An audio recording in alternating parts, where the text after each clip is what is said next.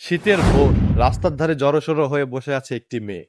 গায়ে ছেঁড়া শাড়ি, চুল এলোমেলো, চোখ ফেটে কান্না আসতে চাইলেও সে শক্ত করে নিজেকে ধরে রেখেছে। এই শহর, এই সমাজ, তারা কি সত্যিই তার কান্না শুনবে? সীমা ছিল একটা অসাধারণ মেয়ে, বাবা মায়ের আদরের সন্তান, পড়াশোনায় ভালো, স্বপ্ন দেখতো নিজেকে বড় কোনো জায়গায় নিয়ে যেতে। কিন্তু একদিন অফিস থেকে ফেরার পথে সব ওলটপালট হয়ে গেল। অন্ধকার গলিতে কিছু নরপেশু ওৎ পেতেছিল। তাদের জন্য সীমা কেবলই একটা শরীর, একটা শিকার।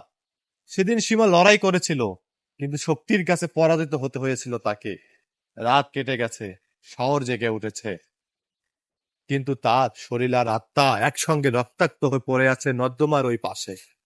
পুলিশ, হাসপাতাল, প্রতিবেশী সবাই তাকে কেবল প্রশ্ন করেছে, তুমি রাতে একা বের হলে কেন? কেউ জিজ্ঞাসা করেনি ওরা কেন পশুর মতো এই অন্যায় কাজটি করলো। কিন্তু সীমা ভেঙে পড়েনি। সে চুপচাপ বসে থাকার মেয়ে নয়। সে জানে আজ যদি সে মুখ বন্ধ করে রাখে, তবে কাল আরেকটি মেয়ের সাথে এমন ঘটনা ঘটবে।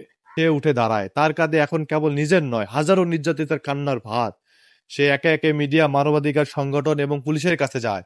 সোশ্যাল মিডিয়ায় নিজের অভিজ্ঞতা শেয়ার করে। ধীরে ধীরে সমাজ জেগে ওঠে। চারিদিকে মুখরিত হতে থাকে, তুমি কে, আমি কে, সীমা, সীমা। অবশেষে সেই নরপশুগুলোও গ্রেফতার হয়। কিন্তু কিন্তু সীমার মনে প্রশ্ন জাগে, তাদের বিচার আদৌ হবে তো? আইনের হাত তো অনেক লম্বা। সেই লম্বা হাতের ফাঁক দিয়ে বেরিয়ে আসবে না তো? নষ্ট হবে না তো আরেকটি সীমার জীবন?